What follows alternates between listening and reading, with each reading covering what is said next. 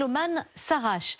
L'enceinte la plus perfectionnée au monde est tricolore. Un savoir-faire qui retrouve des couleurs grâce à la mode du vinyle et au streaming. Linda Kerfa, Frédéric Badard et Jérémy Moreau.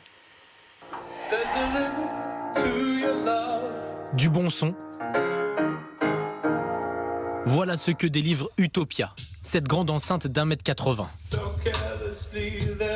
Elle est reconnue par la presse spécialisée comme étant la meilleure enceinte au monde. Vous connaissez la 3D dans la vidéo. La grande Utopia est capable de reproduire la 3D en termes d'audio avec une notion de largeur, de hauteur et de profondeur. Un concentré de technologie à 180 000 € la paire, le prix du luxe à la française.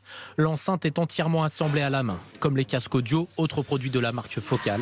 Quel que soit le modèle, l'acoustique est prioritaire, même l'esthétique est à son service. Cette face avant a été créée en utilisant un nouveau matériau, un polymère à haute densité, qui permet d'avoir une face avant monobloc, avec des formes très travaillées au service de l'acoustique pour la meilleure restitution du son.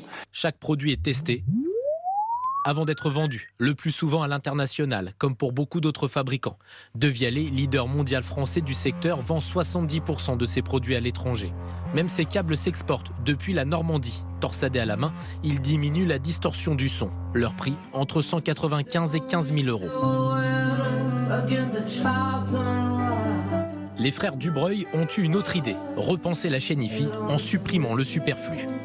Par exemple, là, tout ce qu'on trouve sur des amplis, au type des correcteurs de tonalité, des balances ou des choses comme ça, on considère que c'est pas bon.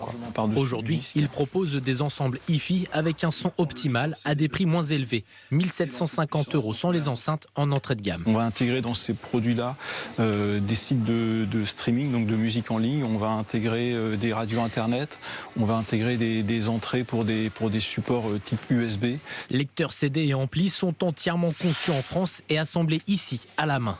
Les soudures chez nous sont faites manuellement. C'est ce qui permet d'avoir la meilleure qualité en termes de soudure, une soudure qui va être durable, pour laquelle effectivement on aurait un très bon résultat pour la musicalité. Atoll fabrique entre 5 et 6 000 appareils par an et réalise un chiffre d'affaires annuel de 2 millions €. En France, il existe environ 200 entreprises spécialisées dans la hi-fi de luxe. Du sport, le PSG repart de l'avant. 3 jours après sa première défaite nationale en Coupe de la Ligue à Guingamp, les Parisiens se sont repris et ils l'ont emporté cet après-midi sur le terrain d'Amiens. Tout s'est joué en seconde période. Un pénalty de Cavani suivi d'un but d'Mbappé, son 14e de la saison. Et Marquinhos clôt le score, 3-0 au final. Et au classement, le PSG consolide sa première place avec 13 points d'avance sur Lille. Au cinéma mercredi, une écrivain française incarnée par une anglaise, Keira Knightley, se glisse dans la peau de Colette. Un film biopic qui nous plonge dans une partie de la vie de l'auteur en même temps qu'il milite pour l'émancipation des femmes et l'égalité des sexes. Régine Arnaud. J'ai eu une idée remarquable. Vous pourriez écrire pour moi. Quoi ? Les histoires que vous m'avez racontées. Mes années d'écolière ? Oui, ce serait mon nouveau roman. C'est ainsi qu'à la fin du 19e siècle, Gabrielle Sidoni, mieux connue sous le nom de Colette, fait ses débuts d'auteur, en devenant le nègre de son mari. Le tout Paris dit que ton mari est un génie. Vous l'aurez compris, le film est le biopic de l'écrivaine française Colette.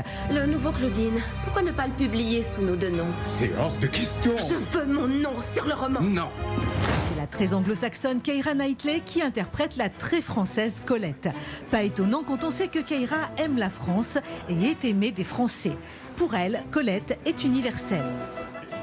Voilà ce que les grands auteurs peuvent faire, briser les frontières des pays et s'adresser à tout le monde. Je n'ai pas lu le scénario en me disant « Oh mon Dieu, c'est typiquement français ». Je me suis dit « Quelle extraordinaire histoire de femme » et j'avais envie de l'explorer.